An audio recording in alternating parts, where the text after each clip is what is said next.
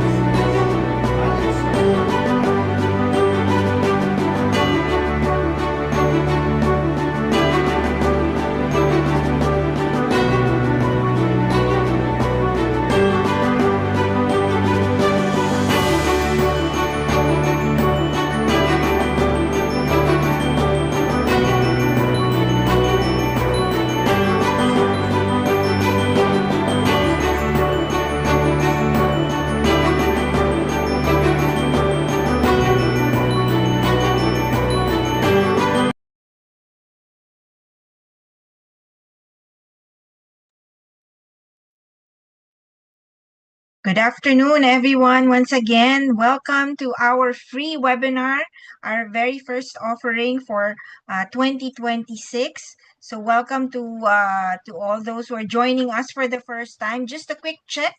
Type 1 if this is your first time. And beside 1, type F if you found found out about this webinar through our Facebook ad. If this isn't your first time, please type 2. Ayan. Ayan. Pag this is your first time and you found out about us through Facebook ads, please type 1F. Ayan. Ayan. Okay, marami tayong first time. So mga welcome. Thank you very much for taking the time to join us. I hope that you will be getting a lot of takeaways from today's session. So allow me to share my screen so that we can get you to know more about our company. Okay. Let me just share my screen. Okay, this one share.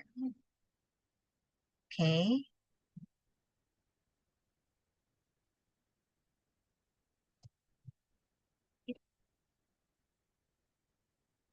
All right. Okay. All right. Talent Reach, we were founded back in 2015. We are a trusted HR training and management consultancy firm. We're empowering organizations through our people solutions. We specialize in designing and delivering customized training programs on leadership, development, performance management, and we also offer HR consulting services. These are our core services, no? You can take a screenshot, and if you're interested to find out more about this, you can email us at info.er@talentreachph.org.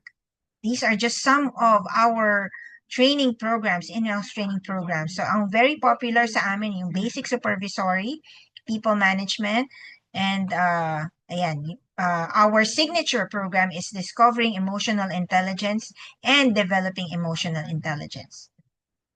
All right.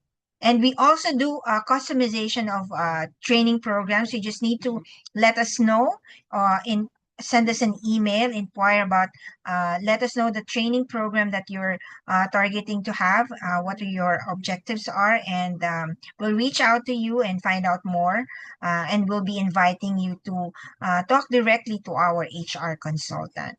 All right.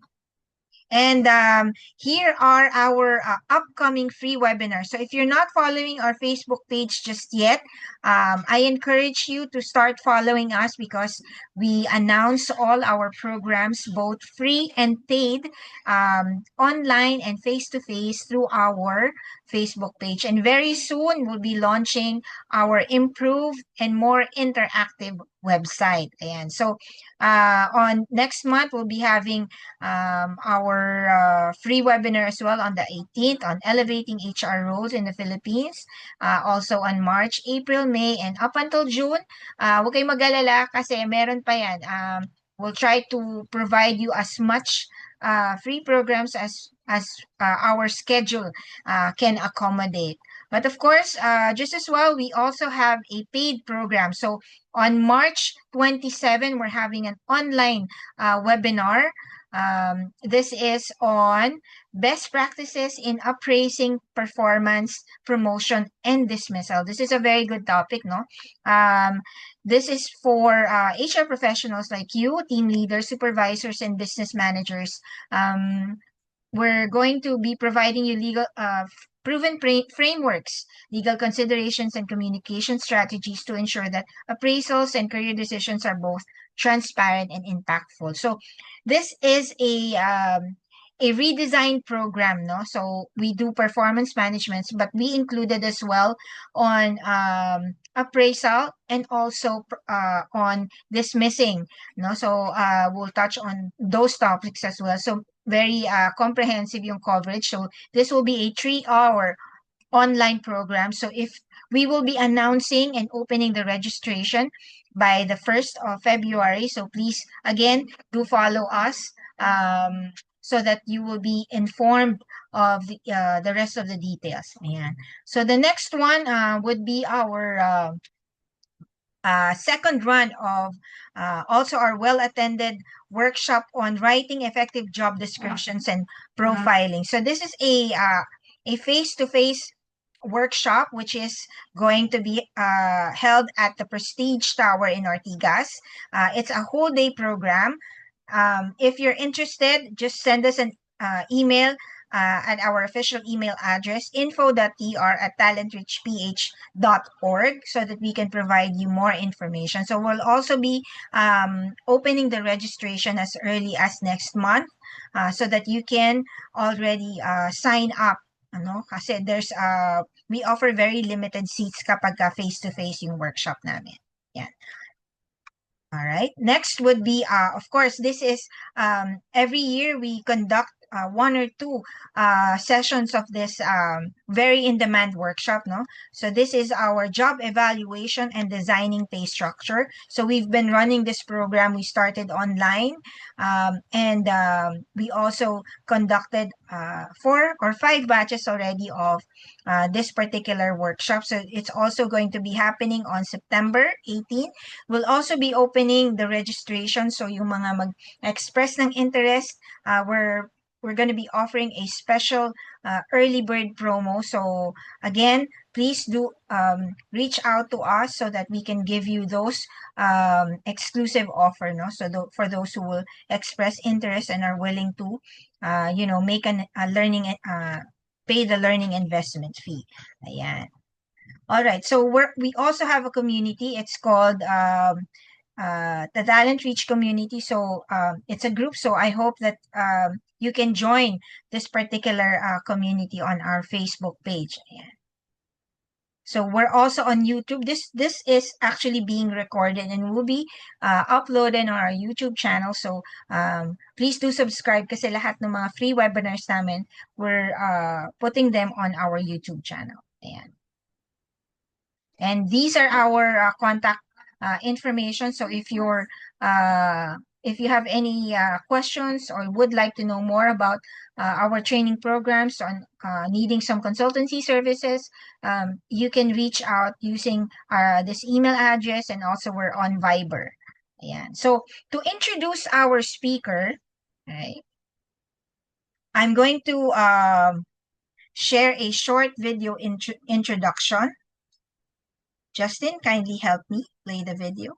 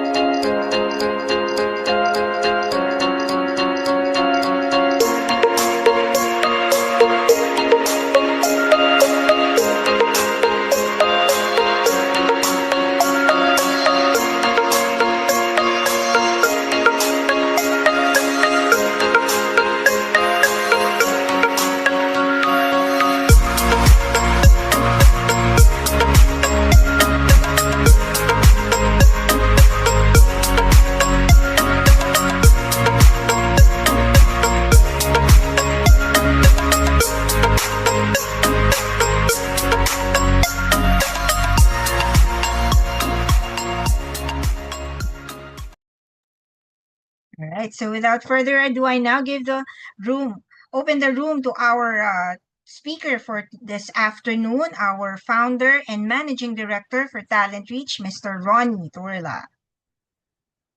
Hi, good afternoon to everyone. Welcome to our first webinar for the year of 2026. No, I'm excited and delighted as well, no, because of the good turnout that we have for our webinar for today. No, so we're breaking the numbers here so far, no, and this is just the first month of the year, no, and we have a very interesting topic, no, that we're going to discuss. No, even I, no, as an HR practitioner for more than 2 decades, no, I am delighted and seeing this particular topic to be of interest, no, to a lot of you, no, especially for most of us if we are in the field of HR. These are exciting times, as they say, no, because you can see the trend, no, of what's happening in the field of HR, particularly on the function or on the area of recruitment and talent acquisition, which is our specific topic for today, no? So allow me at least more or less about 40 to 50 minutes for me to be able to present to you the topic on recruitment and uh, onboarding, no, in the digital age, right? Okay, so let me now start, no, because we have a limited time. So we usually start. Of course, we started on time, and we would want to be done, no, for this program by the end of around six p.m. or around that time. No, of course, we will be opening the floor for questions later, and of course, if you have comments and uh, suggestions, so we're more than happy to be able to accommodate them. Okay, so let me now share my screen. Hold on.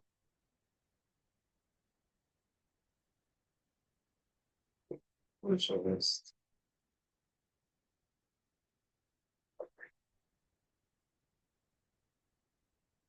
So for today's webinar, no, if I may focus here, no, the topic that we're going to discuss is the trends, no? So we're going to look at the trends of recruiting and onboarding, which I guess for most of you, you are involved in part or probably, you are immersed, no, in the field of human resource or talent acquisition in this case, no? So and just as a side story, when I started my career in HR, definitely I started in training and eventually went on into human resource management. But definitely recruitment is something that I will always remember as a very pivotal or a very strategic HR function where you can really contribute to the organization. So our objectives for today are the following. No? So for the next few minutes that we'll be together, we are to understand the digital shifts in recruitment that we have right now.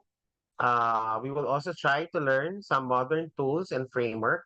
And also later, I'll be sharing with you a framework, that I'd like, for you to acknowledge, that this is something that Talent Reach is trying to be able to put in to the field of human resource management, no? And of course, trying to explore digital onboarding best practices that we can see. And I'll be also sharing some bit because limited yung time natin. So there are different examples of how this digitalization can be applied. No, so since we have limited time, I'll just be sharing some few examples. No, so for our agenda for this afternoon, so we are to look at the digital talent landscape that we have, in the Philippines. So we're looking at the Philippine setting here, no, and then what are some transformation that has happened in recruitment, and of course we're going to look at digital onboarding, how important onboarding is to the human resource management function, as well as the employee perspective, no. So those are the things that we're going to cover for the next few minutes. Okay, so of course, as part of conducting this webinar, we would like for some interaction with you. No, so we have prepared some surveys that you can answer. So we would like to invite you, our participants, to answer our survey. Your survey link is located in your chat box. So if you can kindly click the link and answer the first poll survey, the first of the three survey questions. So the first survey question that we have is, what is your biggest hiring challenge today? Okay. So kindly go to the link that is located in the chat box, and then let's try to see what would be the answer from our participants. Okay. So Justine, kindly pull up the survey link, and then let's try to see what would be the answer of our participants.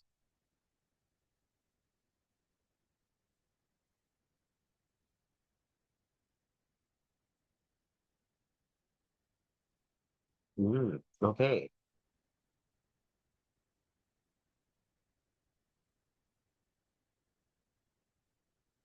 So far, we're seeing some answers.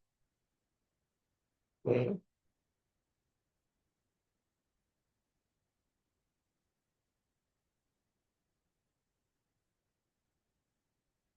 Mhm.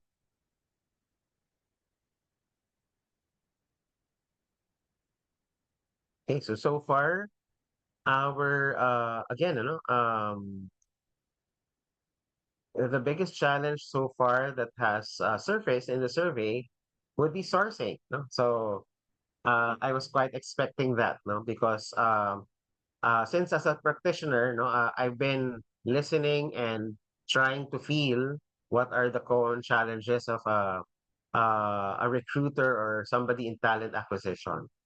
Okay, very good. No? So next to that, of course, would be screening. No, we also have competition for talent.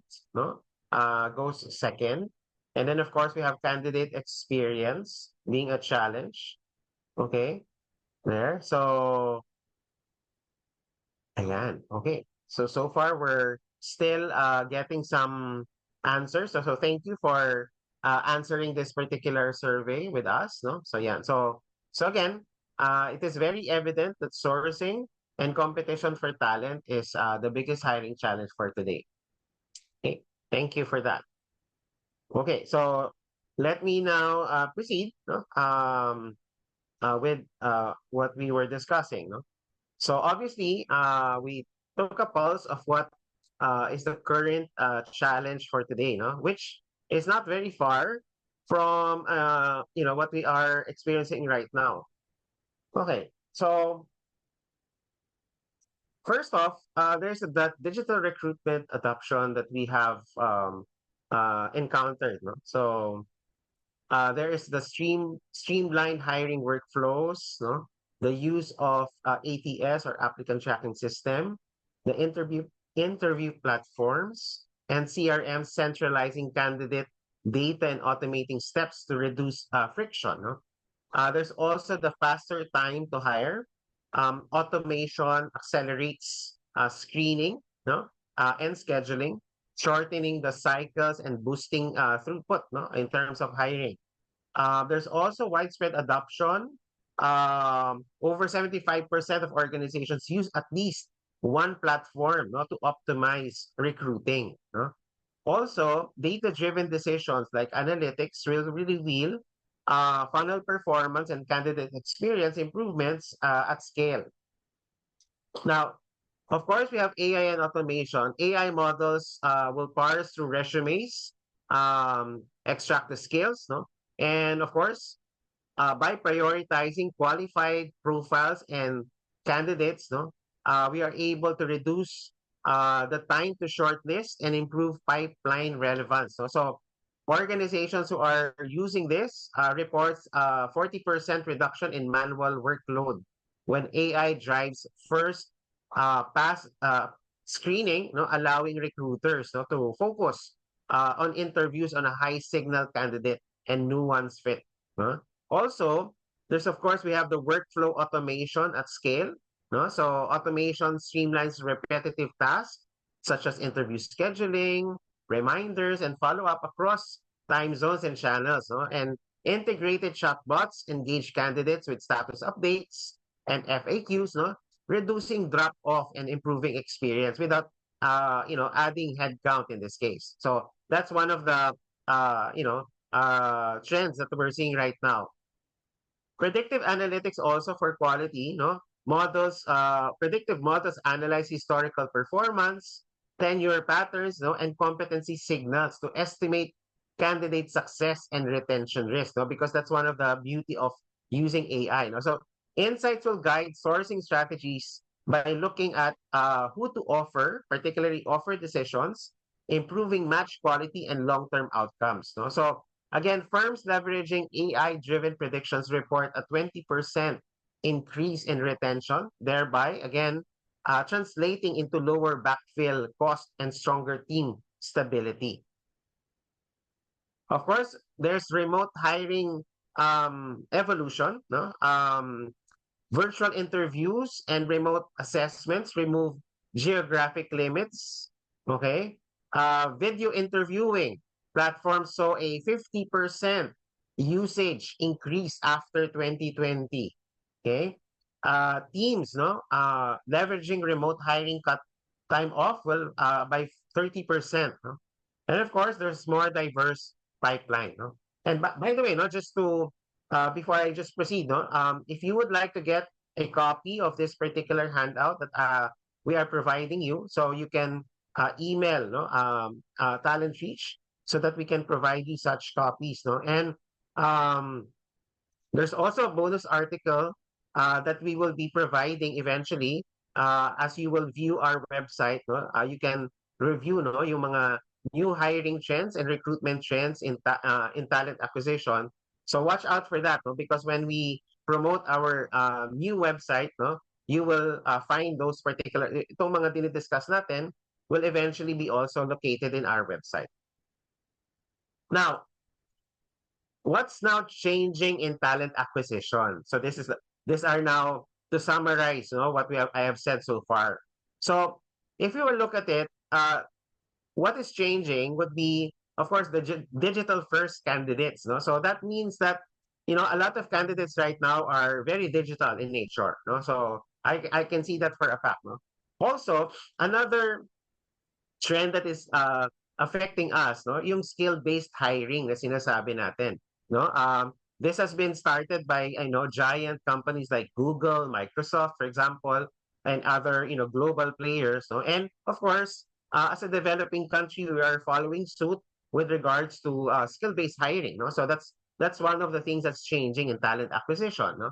Of course, AI and automation is changing talent acquisition, no? Remote and hybrid work. So definitely something that we have to be aware of. And number 5 is something I'd like to highlight and emphasize for today. No? So yung employee value proposition, because as a company, we cannot just exist to just be hiring people for the sake of hiring. No? So gone are the days that when we hire people, no, that's the only time that we think about what would be their you know, salary and benefits, for example, that they will get 1 year or 2 years after of staying in the company. No? So the employee value proposition goes beyond just what's being offered. No? So remember that people are putting in no, their quality time no, for their work in the company. That's why there has to be that kind of value proposition. What is the exchange? No? Because simply put, employment is an exchange, no? Exchange of the services of an employee to the employer in this case. And because of that, no, there has to be that kind of quality. Okay, so talent acquisition looks at that. No? Yeah, so those are the things that we have to be aware of what's changing in our talent acquisition. Now, when you talk about candidates, no, the behavior in the digital age, here are some of the you know qualities or characteristics. No, one is that they're research heavy. Of course, we all know that we are have access, no, unlimited access to internets. Mobile first, no, definitely people are most of the time in their mobile, no, so that's one behavior that we can expect in the digital age. Speed expectations, no, so I know this for a fact, no, because nowadays it's all about who will be the fastest to be able to complete no, the process. Okay, so that could be a winner for a company. No, and of course, another behavior in the digital age is transparency demands. Okay, so meaning people nowadays, especially people who are applying for position, would want to you know again see what they will get out of the company. No, so again, gone are the days. No, I have seen that you know that shift as they say because before no usually compensation would be limited to a certain number of people, but now no there's that kind of transparency no that you know of course particularly on compensation, benefits, privileges, for example, because nowadays, you know, it's really the candidate who makes the decision for you to be able to hire that person. Okay, so these are again, no, typical candidates' behavior in the digital age. Now, the hiring realities that we have at this time would be, of course, the competition for digital skills. No? So the more that people are digitally savvy, no, so definitely they will have an advantage. No? Second, the salary transparency, as I've mentioned earlier. No? So putting in the salary of the position is an important part of the reality of hiring, no? The third is the employer branding gaps, no? I see this happening, no, and I tend to advise some organizations that people nowadays, no, tend to look at employer with that kind of, what's the brand of the employer, no? What's the story behind people inside the organization? So it's not just about having a big or a very popular name, no? There has to be that kind of story behind the employer. Okay. So again, if there will be gaps in employment in this case, that would be a reality, no? Okay. The number 4 here would be yung digital maturity levels ng ating mga small to medium enterprises, no? Particularly if we talk about the Philippine setup, no? Because hindi naman kasi lahat ng small to medium enterprise, except siguro yung mga top corporations, medyo mas mature na yung kanilang digital maturity, no? So in this case, these are part of the reality of hiring, no? Now, let's go deeper when we talk about the Philippine landscape, no? This is something that I've done some research on from 2024 to 2025. No, so what are the key shifts that are shaping the market? No, one, hiring remains to be more active but more selective, of course, due to inflation and cost pressures. Okay, so we all know that we are experiencing that for a fact. No, talent competition also intensifies in the technology, shared services. So take note of these industries: shared services, retail, logistics, and manufacturing. Okay? So, ibig sabihin, if you're in this particular industry, if anyone is in this room is in this industry, you are feeling the competition. Okay?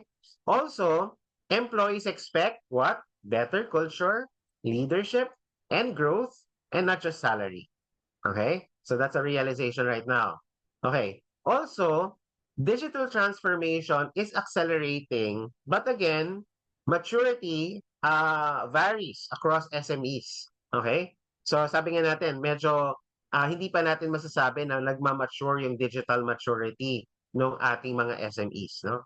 Of course, retention challenges rises as employees seek flexibility, development, and purpose. Okay? So kaya nga sabi nila, no, parang tama yung sinasabi, no. I remember I always mention this in my classes na the book written by Daniel Pink, no, entitled Drive, no. So si Daniel Pink wrote a book about motivation. And in this case, no, laging binabanggit yung development, purpose, autonomy, mastery. So he was right all along na these are the things that people are wanting to get from employment. Okay? So again, these are the key shifts, no, shaping our market.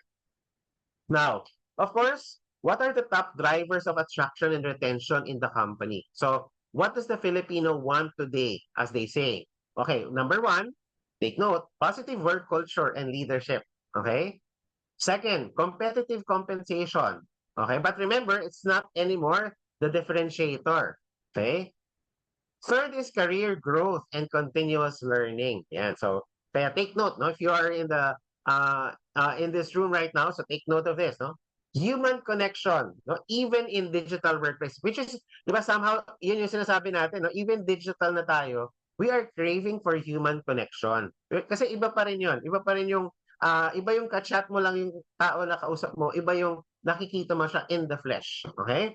Of course, clarity and transparency in hiring and onboarding is necessary for us. And of course, flexibility. Okay? So flexibility yung kailangan natin. Okay. So again, this is what Filipino Talents wants today. So now, as an insight, sabi natin, no, when you take a look at this key data that I'm presenting, sinasabi natin that Filipino talent is increasingly becoming more purpose-driven, no, valuing meaning and belonging as much as pay.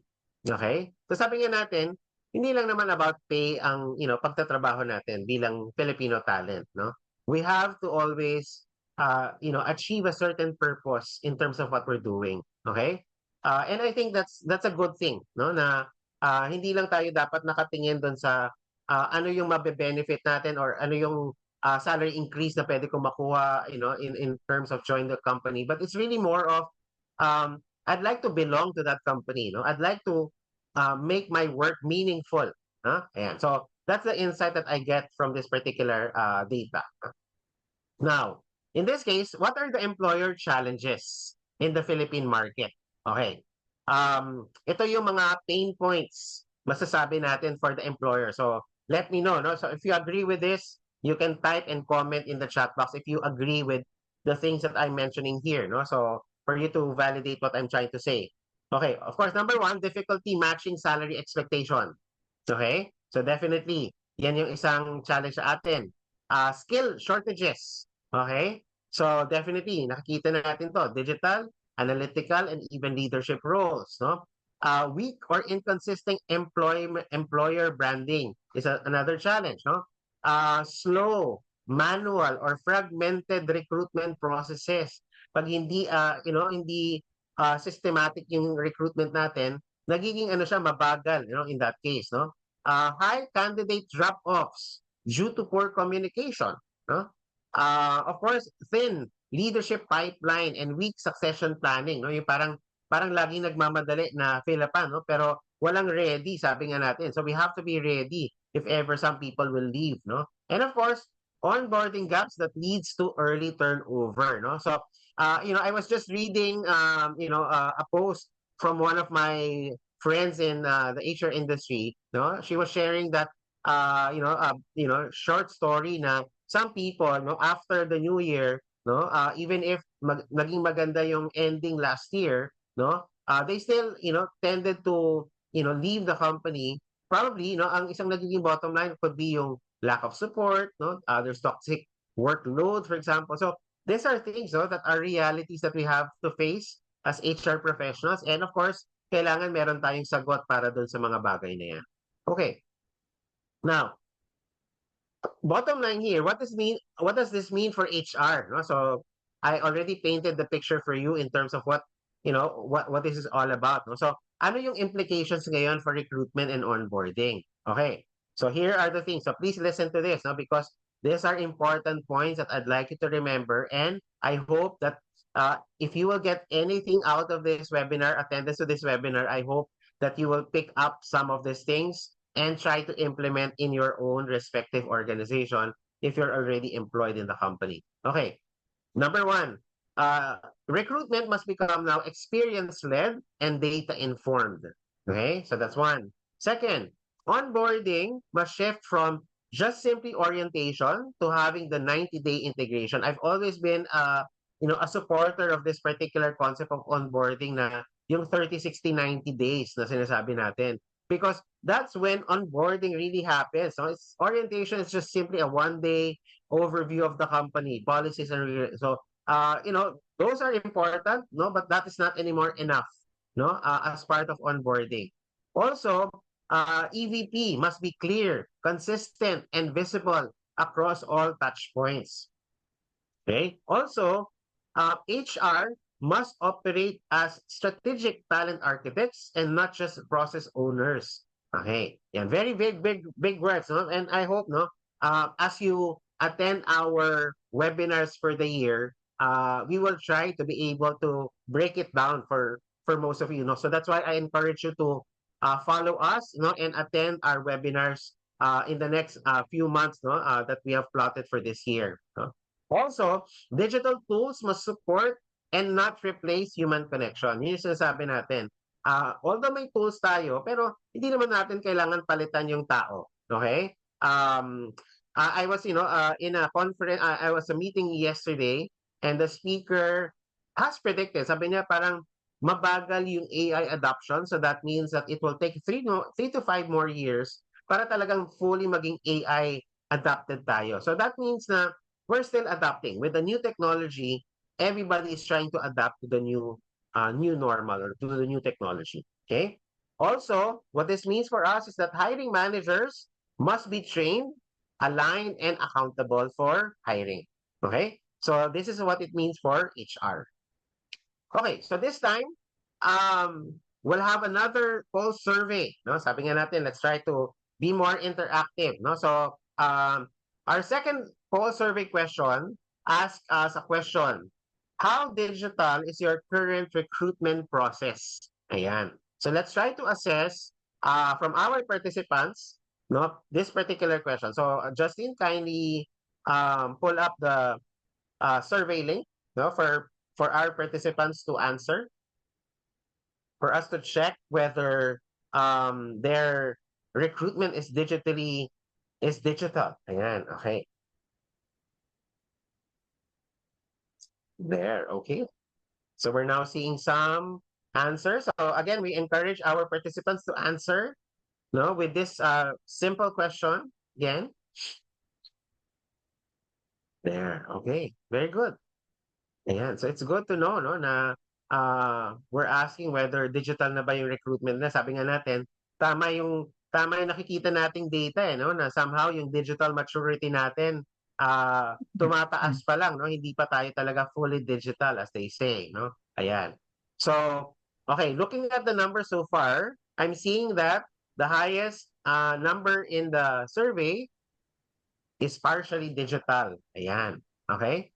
So that's a good, that's a good result, no? Because tama siya doon sa sinasabi natin kanina dito na meron pang growth yung digital maturity natin, no? That some people would still need, yan. So, and again, if you look at yung result natin na mostly manual, so that is telling us na, again, I hope, no, yung mga participants who are in this room right now, you can share, this particular webinar insights, no, to your management, to your leadership team na we have to see, no, kung paano tayo magta-transition for a digital recruitment and onboarding. Okay, so thank you again, no, for participating in our survey. Okay, so that means na talagang our participants are listening very keenly into what we have been discussing so far. Okay, so thank you. So let me now proceed, no? This time. So I have now painted to you, no, yung sabi natin, what is the landscape? So let's now go more deeply, no, doon sa aspect of recruitment and onboarding.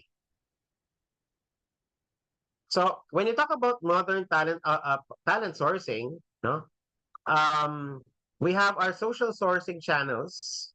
LinkedIn and then Facebook usually offers broad access to global talent pools, no, making them ideal, no, for large scale sourcing efforts. Niche job boards and LinkedIn enable precise candidate targeting through advanced filtering and industry-specific categories. No? Of course, platforms like Facebook and specialized forums foster active candidate interaction, no? Increasing response rates, no, and employer branding opportunity. No? Now, in terms of costing, while paid ads on major platforms can be expensive, niche boards will often provide cost-effective solutions for specialized roles. No? And now, of course, digital employer branding, as we have mentioned, the branded touch points, sabi nga natin dito, career pages and testimonial videos can boost application up to 50%. So what does that tell us? No? Kailangan, to the prospective applicants, you have to appear to be real, no? As a real company wherein you have people who are building careers and having good testimonials about the company. So that's part of employer branding, no? Sabi natin dito, active and authentic culture on social media drives a 28% lower cost per hire, no? And of course, employer ratings on platforms like Glassdoor heavily influence candidate intent. So be careful because nowadays, because of the digital branding, people can comment and people can seek, good ratings or bad ratings about the employer. Okay? So if you don't watch out for that, that will now form your employer branding. Okay? So that's why I will always tell you na, i-check nyo yung inyong branding in the internet, for example. How are you perceived as an employer? Okay? So yeah, that's an important element here. No? Now, again, sabi dito, 25% improvement in hiring, no, via recruitment analytics. So kung gagamit tayo ng recruitment analytics. Okay, now, let me present to you, no, what we call the recruitment framework, no, that we'd like to present to you. So it's called the data framework, no. So it's an acronym, DATA. Okay, so ano yung DATA? So DATA means discovering, assess, tracking, and then aligning. Okay, so let's go into each one of them briefly. Okay, when you talk about discovering yung digital sourcing na sinasabi natin, so we have to be able to use, no? Again, these are all new trends, no, that are coming up, no, as part of the digitalization. No? So we have AI sourcing tools that we can use, talent mapping, no, is part of the discovering, social recruiting, no, is also a new trend that is emerging, and of course, yung job ad optimization natin. Okay. So we all know that we have to use sort of advertisement. Okay? Nowadays, because of the social media platform, kailangan natin gamitin at intindihan kung paano siya nakakatulong sa atin. Okay? So that's digital sourcing. Now, for modern screening, for assessing, we have to make use of an applicant tracking system or ATS. Okay? Nagamit tayo ng mga video interviews as part of assessment. Also, the emergence of skill assessment, no, is part of screening, no. Hindi na pwedeng interview lang, kailangan meron kang assessment. And of course, you have to have behavioral indicators as well as part of screening. So later, I'll be showing an example of this, no. Meron tayong scorecard na pwedeng ipakita sa inyo na pwede niyong gamitin as part of the screening. Okay. On the part of tracking, we have to look at the candidate experience, no? So, dito yung sinasabi natin na kailangan magkaroon ng automated updates, no, as part of the candidate experience, the utilization of chatbots, no, CRM, and of course, looking at the candidate journey mapping, no? So, nasaan na ba yung candidate natin in terms of, the recruitment aspect, no? So, kailangan tinatrack natin nasaan na sila, basically, lalo na kapag volume yung recruiting natin. And finally, aligning, no? Looking at the culture fit and the job offer, no? So, again, kailangan nating mag-present ng employee value proposition. There has to be alignment for that one. Digital offer letters should be provided for them para mabilis silang mag-agree or disagree, no? And of course, we need to also consider pre-boarding steps, no? Ibig sabihin, prior to joining, ano yung mga pwede nilang gawin. Okay? So again, simply put, no, yun yung sinasabi nating data framework for recruitment, no? So yan. So hopefully, no, we'll be coming up with a probably, no, a longer session on recruitment, no, this year, and you will probably see this particular model na gagamitin natin if you will be attending that particular webinar. Okay. Now, also, recruitment metrics that matter nowadays are the following. Take a look. Time to fill, okay? Quality of hire, candidate satisfaction, and source effectiveness. Okay? So, with the 4 metrics, yun yung dapat, sabi nga natin, if you are in HR, you don't have to measure everything, but focus on what matters to the business. So far, based on some research, no, itong 4 na to, yung lumalabas na metrics that matters in terms of recruitment. Okay? So, let me just check with our participants. Balikan ko lang ulit ng konti yung ating participants. So far, are we all good? Let me just check with Aimee. Can you give me a thumbs up sign if you're seeing value in terms of what I've been presenting for the past 20 minutes or so? Ayan. So thank you, no, for the feedback. No? I just wanted to check on our participants. Ayan. Okay. So let me continue, no? I'm about to land, no, yung aking topic for today. Okay. Now, let's talk about this time some innovative digital onboarding. No? So we have covered the aspect of recruitment. And since our topic is recruitment and onboarding, let's also cover onboarding.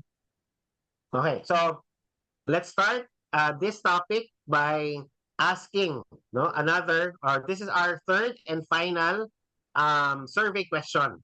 Okay, so the question for this poll, how confident are you in your onboarding process. Ayan. Okay? So, Justin, kindly put in the link again para lang makita natin kung ano yung comment ng ating mga participants with regards to their onboarding process. Okay? Whether are they confident about it? Medyo needs improvement ba? Or very confident ba tayo na maganda yung onboarding natin? Ayan.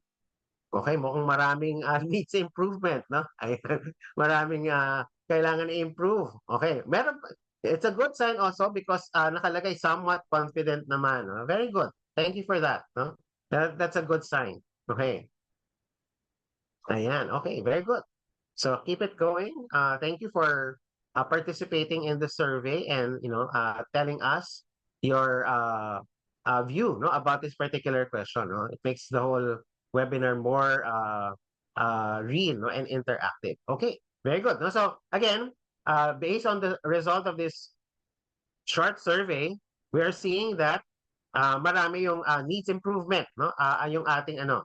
And meron din naman somewhat confident, no? Ang lumalabas na result. Okay? So thank you for providing such answers no in our survey. Okay? Good. Okay, so this time let's continue on the topic of onboarding.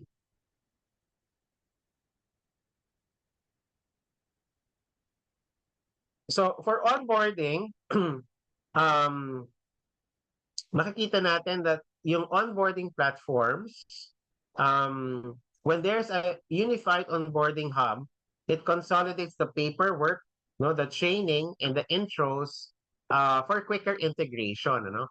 Also, it becomes accessible for hybrid teams. Nagkakaroon sila ng personalized path. No? So, ibig sabihin, pag hybrid team, iba-iba na yung paraan kung paano sila ma-onboard. No? So, hindi na siya yung one size fits all. No? So, that's why you now have that kind of trend na hindi na pwedeng pare-pareho lang yung ano natin. Pwedeng magkakaiba yung ano yung magiging entry natin dun sa onboarding. No? Now, there's proven no? Performance gains.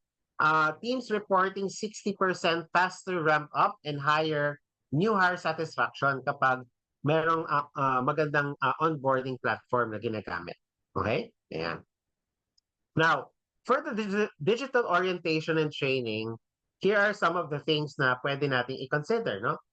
We can use micro-learning to boost the retention. No? Short focus modules will accommodate diverse learning style and improve knowledge recall in the part of the employee. Interactive, gamified engagement. No?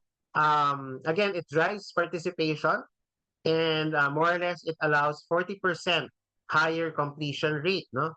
Of course, if you have an LMS or integration and feedback, tracking the analytics and feedback will optimize the learning outcomes of the employee. No? And of course, timeline-driven program, outline phases for welcome to completion, will clarify expectations and progress. Okay? Yeah. So, yun yung sinasabi natin for the digital orientation and training. No? Now, for employee engagement and retention, yung ating mga digital tools will boost connection using surveys, collaboration platform, and virtual mentoring no, will foster engagement and teamwork. No?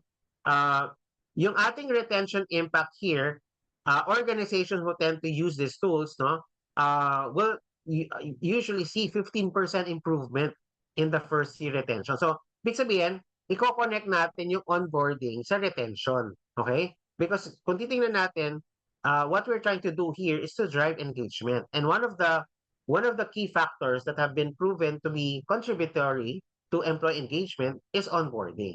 Okay? So, yun yung mga kailangan nating tandaan pagdating sa employee engagement and retention. Now, to summarize yung recruiting and onboarding, no? So, bakit ba importante yung onboarding natin? Sabi natin, 20% of turnover in first 45 days, 70% higher retention with strong. No? Kapag strong yung onboarding natin, we could probably witness 70% higher retention. Okay? And also, onboarding no, is a culture activation for the company. Okay.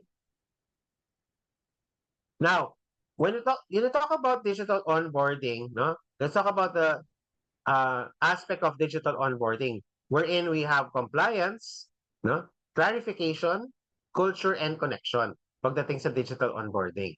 Okay, now let's go into more into that. No, very important for us to have pre-boarding essentials, no, such as yung digital welcome kits, e-signatures, no, access setup, and yung mga first week roadmap, no, na dapat ginagawa for the employee, no? So that's one. A first day experience with employees could actually help, no, in the onboarding, a virtual tour, a buddy system, no? Again, yung buddy system galing yan from the previous recruitment practices, no, na buddy system is a very important aspect of making the person feel welcome in the organization, no? Of course, culture immersion, no? So first day pa lang nakikita niya, ito pala yung culture sa company, no? So yeah, so that's one.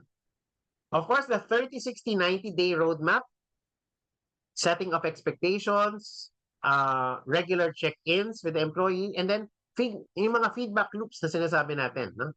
So very important yung roadmap na sinasabi natin na 30, 60, 90 days. No? Ano yung nangyayari kay employee, especially if the person is a new employee. No? Also, the digital tools for onboarding would include the following things. No? Pwede natin gamitin yung LMS natin if there is. No? Onboarding portals, collaboration tools right now, no? Yung mga tools na pwedeng gamitin in terms of our mobile, for example, group chats could be, no? And automated reminders, no? For employees na reminding them about kung ano yung mga dapat pa nilang gawin within the first month, within the first week, etc., etc. No? So those are part of the digital tools for onboarding. Now, here are some example lang. No? Let me now make it more practical as I try to wrap up itong ating session for this afternoon. No? Earlier, I was talking about in terms of recruitment, no, yung paggamit natin ng scorecard. No? Here is an example of a recruitment scorecard for a particular position. So, ibig sabihin, kung titingnan natin yung isang applicant, titingnan natin siya in terms of the core competencies, particularly if you talk about communication, problem solving, adaptability, and collaboration. No? Pagdating sa technical or skills, no? Titingnan natin yung based on anong klase ba yung position na anong job family ba yan? Is it a rank and file position? Is it a supervisory position? Is it a managerial position? Or is it a technical position? No? So again, technical role yung titinignan natin. Skill-based, again, not degree-based if you're going to put in the scorecard. No? And of course, it includes already digital literacy. Dapat digitally literate na siya, no? As part of our scorecard. Now, the last part here in terms of recruitment is yung tinatawag nating culture and values fit. So tinitingnan din natin sa recruitment, yun pang applicant natin or candidate natin is aligned with company values, right? So yun yung tinitingnan natin dito, 20%, no?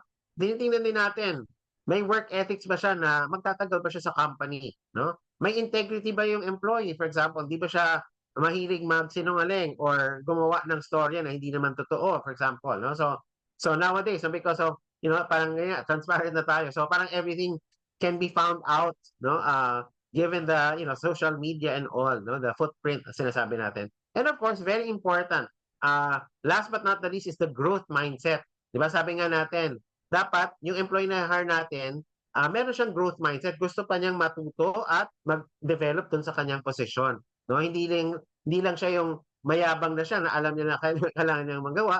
Kailangan may growth mindset pa rin siya. Okay? So these are things that you have to watch out for when you are trying to recruit a person. Okay? So pwede niyong gamitin ito. Again, as I mentioned, this particular handout will be available for you. So just reach out to us if you would want copies of this particular presentation that we have presented to you. Okay, so this is the actionable tools for recruitment. Okay, punta naman tayo sa onboarding. Sorry, just to sum up. So if you're going to use this particular scorecard, parang ganito siya. Okay, so if you look at the core competencies, technical skills, culture fit, no? So you put in the weights, You put in the score. So obviously, when you total this particular candidate, no, using a scorecard, yung total score niya is 3.8 out of 5. Okay? So as a decision, this person could be a strong candidate. Okay? So I hope this makes sense. No? So again, pwede na itong gamitin if you're going to improve your recruiting aspect. Okay? Ayan. Now, let's go to onboarding this time. Okay. Some onboarding tools na pwede natin gamitin. Okay. Um, for pre-boarding, 1 to 2 weeks before day 1 ng employee natin, dapat meron ng mga welcome kits, signed contract via e-signature, IT access setup, the first week schedule of the employee, a welcome message no, from the manager.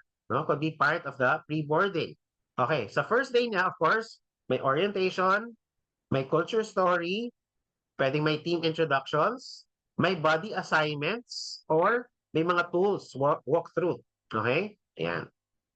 And then within the first week, role expectations, KPI alignment, systems training, daily check-ins. Huh? Ayan. First 30 days, probably put in weekly coaching with the employee. No? Look at early wins. Ano yung mga magagandang bagay na natatapos or natututunan niya na. No? And then, create a feedback loop no, with the employee. And of course, we have the 60-90 days performance check-in. This could be using performance appraisal. And then, of course, culture integration. And of course, dito pa lang, pwede mo nang pag-usapan yung career development discussion.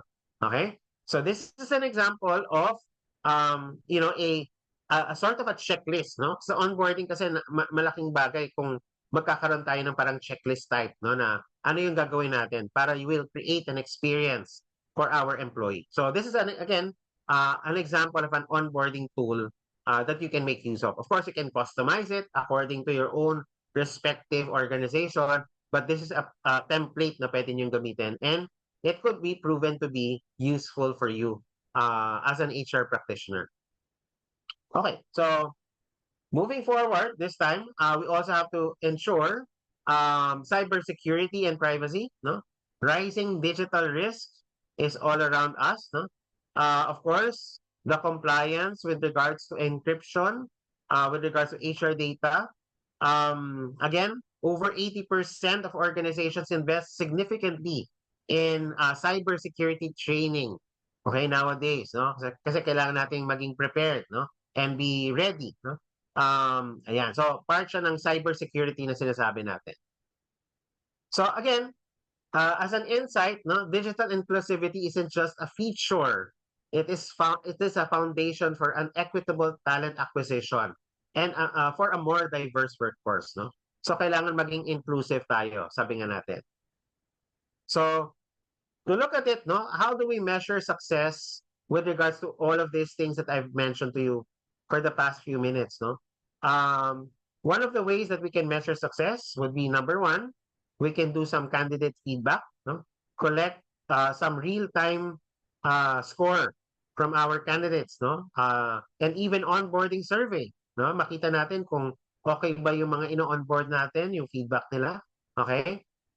For recruitment, we can run parang some kind of experiment in terms of recruitment messaging and onboarding.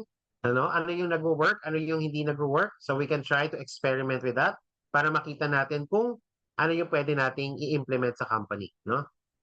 Also, using dashboards would be very helpful, no? Para makita natin yung mga metrics na sinabi ko kanina, like the time to hire, the quality of hire, no?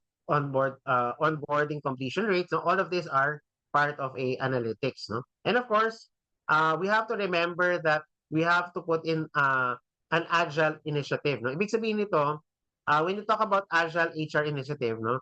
Hindi na katulad before na again, one size fits all. Ibig sabihin, kailangan nag-i-improve yung ating proseso. Pwede tayo nagbabago as we go along. And of course, we have to utilize data and analysis for this one. Okay? So that's how we can measure success in terms of what we're doing right now.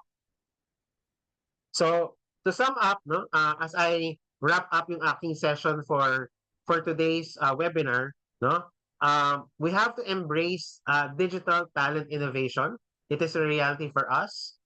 We have to leverage AI, matching and analytics, no, to improve our sourcing accuracy, reduce our biases, and accelerate our decision making. No? Virtual and accessible paths, yung adapting virtual interviews and remote onboarding while designing, no, for accessibility and inclusivity. Okay? So kumbaga kailangan i-consider din natin yung inclusivity for our applicants. Of course, we have to make sure that it is secure. We have to embed cybersecurity across our tools, no, and even if you have vendors, no, and of course, we need to remember to focus on engagement and retention. Make sure that yung ating onboarding becomes personalized. There are clear milestones, and of course, there's continuous learning para ma-boost yung productivity and stay of the employee. Okay, so those are the ways that we can embrace digital innovation, no? And as I close down my talk for this afternoon, no, let me leave you with this conclusion for this webinar, no? So sabi dito, digital recruitment isn't about replacing HR. It's about freeing HR to do what only humans can, no? Which is to build relationships, to shape culture of organizations, and of course, to elevate talent. No? With that, no, I end my webinar presentation for this afternoon. So I hope that you were able to capture important points of the trends and practices in terms of the recruitment and onboarding in the digital age. No? So let me now turn over to Aimee for some final parts, no, yung ating Q&A, no, comments and questions, no, that might be asked from our participants. Aimee? All right, thank you, Ronnie. And thank you again, everyone, for staying. No, we're still puno pa rin ang ating room. So maraming salamat. So for those who are interested to get a copy of this presentation, we're offering it for only 200 pesos. It already comes with the other inclusions and of course your e-certificates. All right, and we'll be providing that 2 to 3 days after this webinar. All right, so just send us an email. Ito po yung aming email address, no? So that I can give you the instructions on how you can avail of the materials. Okay, so we receive a few questions here, no? Yung iba direct, no? So let me start with the first question that came in from me. Actually, it was already answered. Ang tanong niya is, may I know the examples of pre-onboarding steps or things that applicants can do before onboarding? So, Ronnie, can you just quickly flash yung onboarding tools? Ayan, just so they can have a look at it because this is very interesting, especially majority of those who signed up, no, and I'm assuming that those who are also in the room are involved in talent acquisition, in recruitment. Ayan. So I do hope that these examples of onboarding tools at kung meron na kayong ginagamit or meron kayong hindi pa, you can take advantage and do a research on this one. And also magse-segue na rin ako. We do training programs, no, on interviewing, even onboarding, behavioral interviewing, ayan. So anything that's HR related, we do have training programs on that, and also skills training, we provide that, no? So kagaya nung shinare ko kanina at the beginning. Okay. Next question here came ayan, since we flashed in the tools, no, on onboarding, ang question is, what are the best tools? So maybe Ronnie, if you can show to us again, ano ba yung sa tingin mo na pinaka effective, or so far at least on your experience from the clients that you've handled, no, ano yung mga effective na onboarding tool? Yeah, I think no, in terms of yung what I've presented earlier, there's always that need to be able to make it personalized, no? Meaning every company will be different, no? And in this case, importante kasi na sort of meron tayong platform na pwedeng gamitin, no? Either it's a, you could go as simple as an email, for example, messaging the person about yung kanyang pagdating, for example, having yung mga more or less parang things to be set up, for example, na direction na, for example, na direction that, the employee will be able to very seamless na makuha niya yung mga tools niya, yung access niya for, passwords, etc. will be very easy, no? A meeting with HR regarding payroll, for example. So all of this, for me, no, the best tool pa rin is for you to be able to map out an experience basically. Kumbaga parang isipin mo that your employee would be a guest. Ibig sabihin,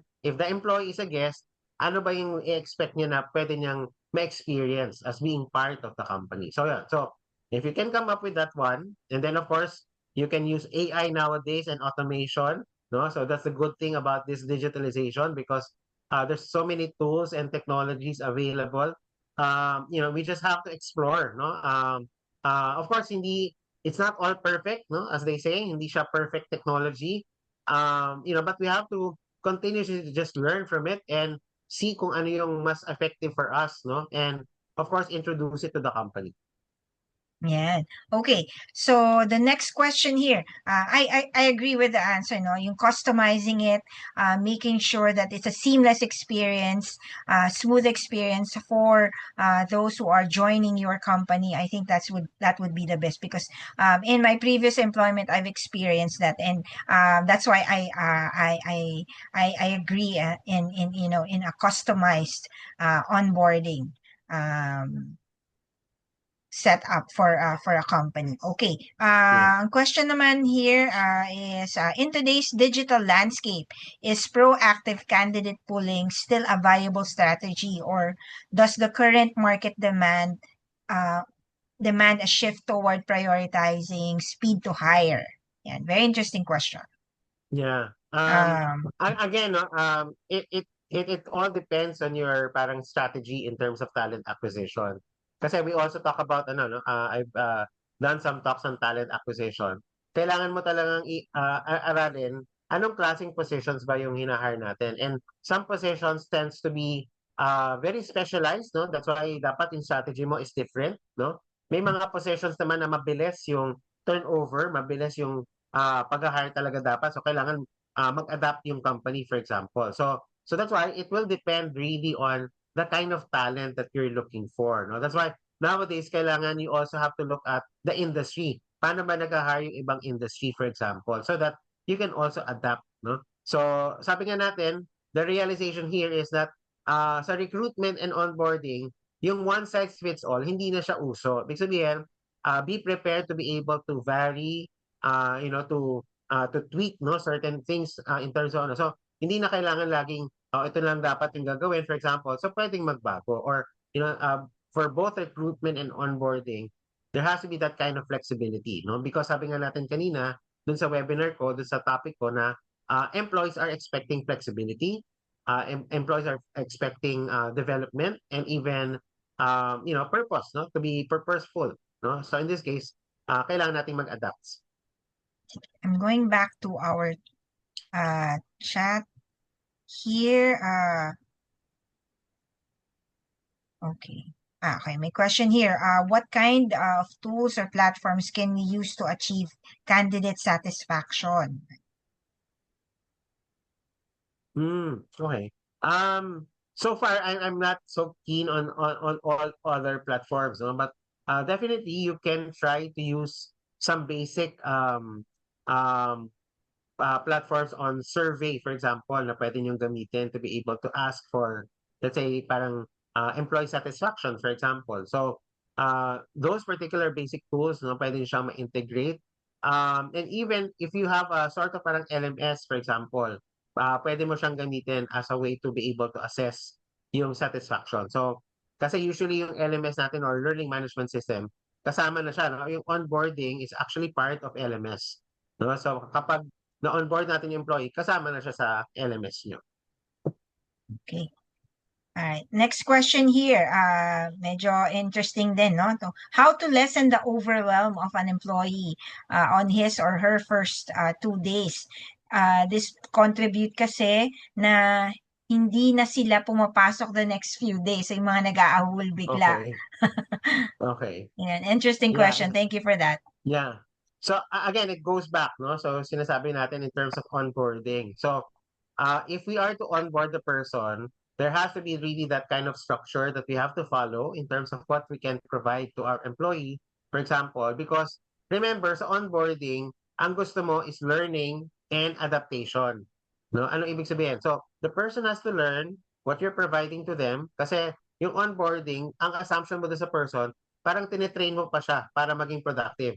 So, ibig sabihin, hindi naman pwedeng lahat sa isang araw mo lang ibabato yung lahat ng information. So, you have to chunk it, no? So, that's a very important principle in learning na kailangan nating matutunan na dapat hati-hatiin natin kasi people cannot absorb everything all in one sitting, no? So, kailangan natin siyang kumbaga hati-hatiin. So how you're going to do it, of course, it will be different for every organization depending on the kind of information that you are providing to the employee. So again, doon bumabalik kung paano dapat mag-create ng onboarding process yung company.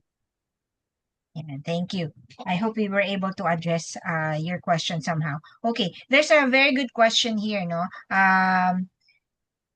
Ang question is, how can we gradually adapt digital if it is always equated to cost? So any highly affordable or free resources we can leverage on initially. This way we could further convince our management for investment if they are able to see the value of digitization without burning a hole in the pocket. Very good question. Yeah. Thank you for sending That's that a very question. good question, ano? Unfortunately, as far as I know, no, in terms of the current, ano, so may mga sort of investments na, ano, of course, there are free, no, tools, no, that are available, but of course, may mga limitations that we have to be aware of, no. So, as I've said earlier, we are in the early adoption of AI tools, for example. That's why we're all still learning here in terms of the platforms na ginagamit natin. Ano? So for me, yun yung for now, no, I will not be able to provide, no, but definitely I know that there are some that are available, no. I'm not just sure in terms of the costing or the investment that has to be made for that particular tools, no, na ginagamit natin. Yeah, thank you again for that question. I hope that we were able to somehow address that. Okay. There's also another interesting question here, no? I think ito lagi na natatanong sa regardless of the topic, no? The question is, given that Gen Z and post-pandemic talent are increasingly drawn to remote CSR roles, how can the retail industry adapt its recruitment and retention strategies to make physical in-person roles more competitive and appealing for long-term commitment? So yung mga gusto remote lang. Uh-uh. Yan.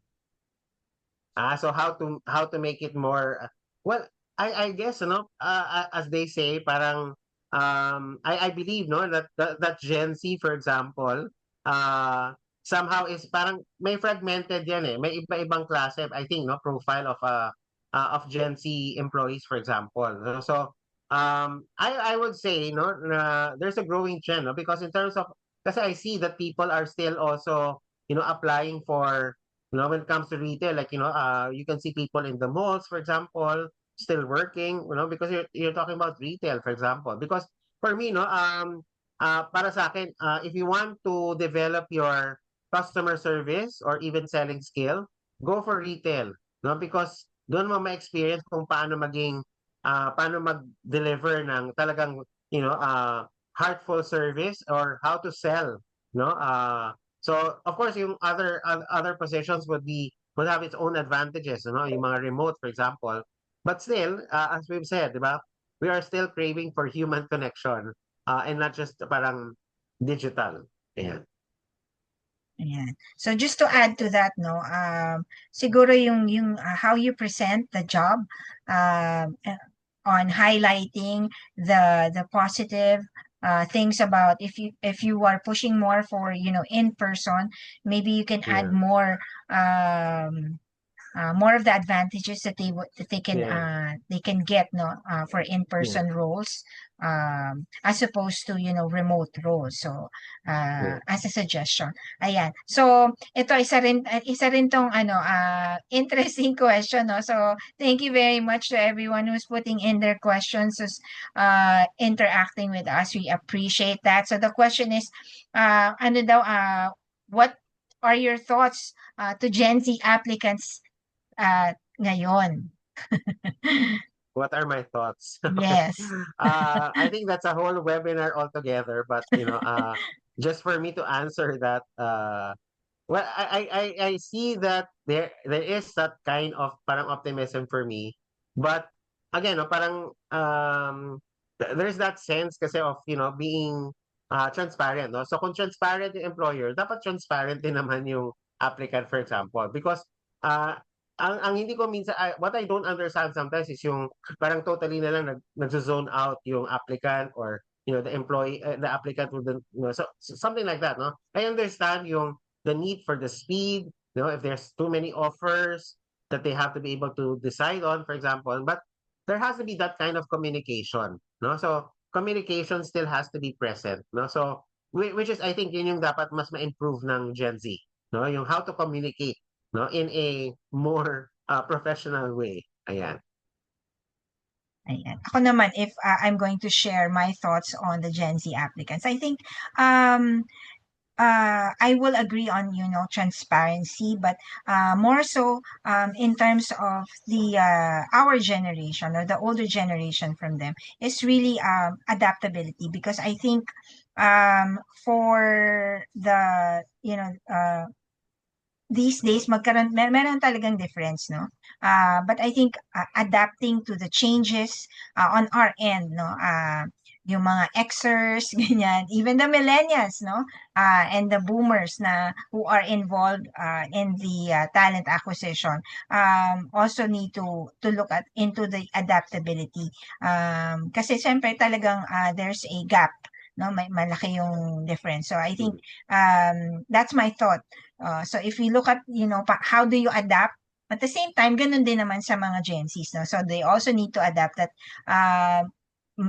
meron talagang mga policies or processes that have been proven, and kailangan din nila yon maintindihan. So I think it's just really the way that we communicate, the way how transparent we are to make them understand. I think that's para mag-meet, no? Para ma-lessen yung gap. Ayan. Okay, let me see if okay, kung meron pang question dito. Ay, isa pa yung question dito, yung ano daw yung what is an example of a welcome toolkit? Okay.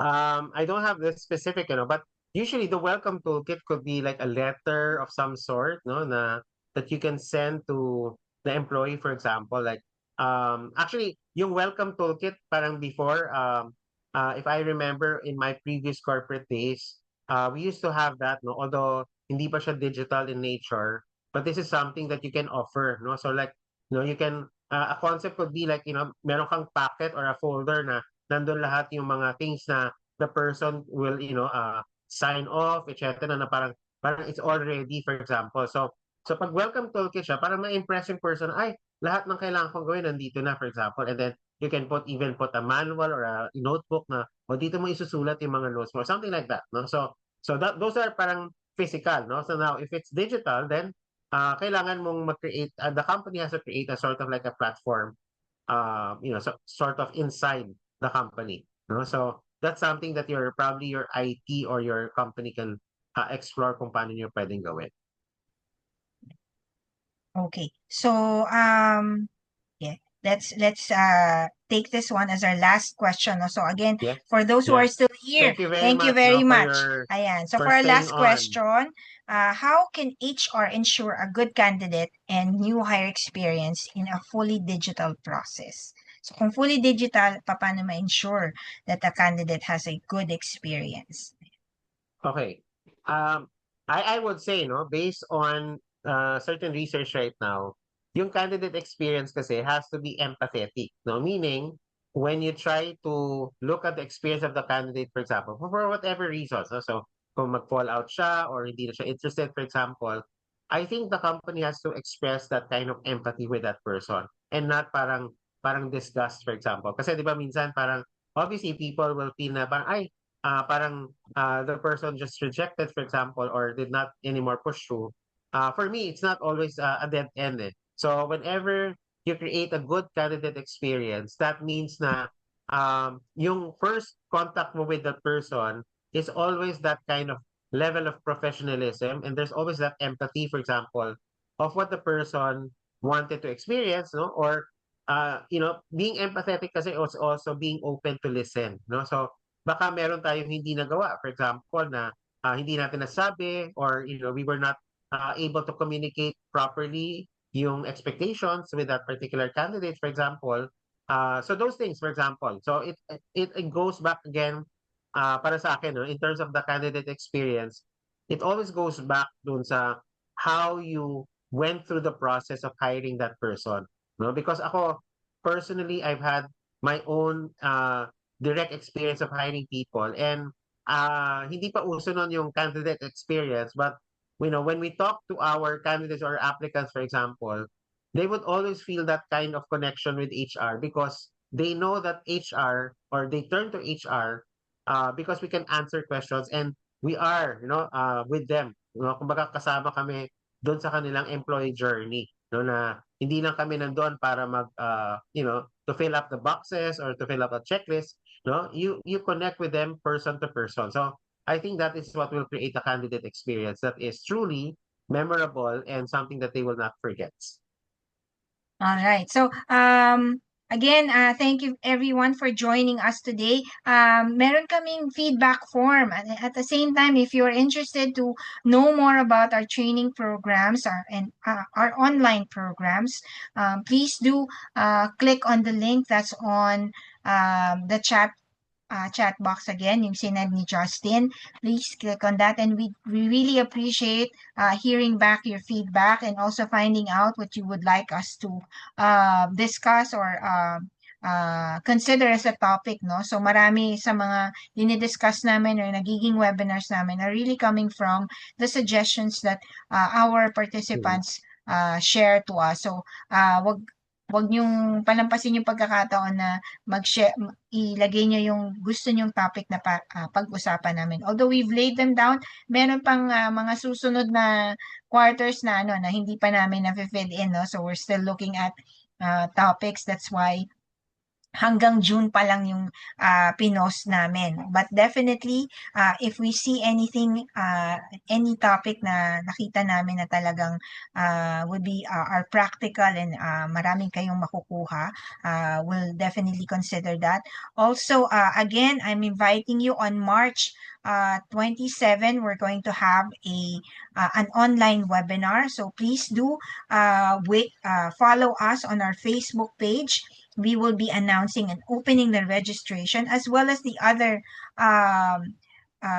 online webinars that will online programs that we're having and the face-to-face program. So pwede kaming mag-provide ng details, and even if it's going to be sponsored by your company, you can request an invoice from us and also a receipt so that you can reimburse, or if it's a requirement from your company, we can provide those documents.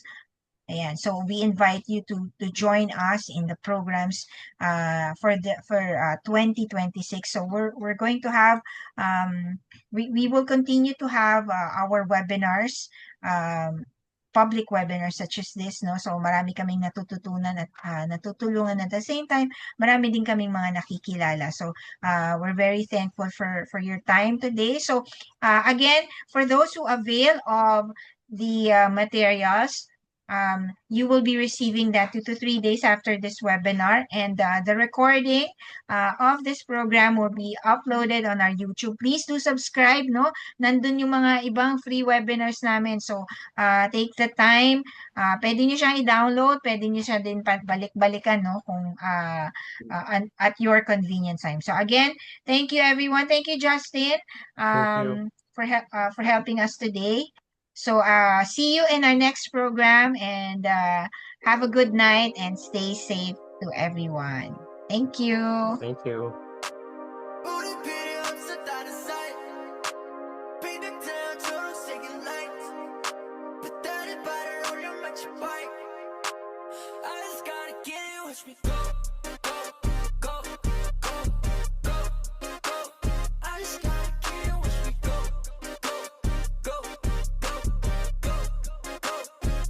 Gotta get it, cause I knew, cause I knew, cause I knew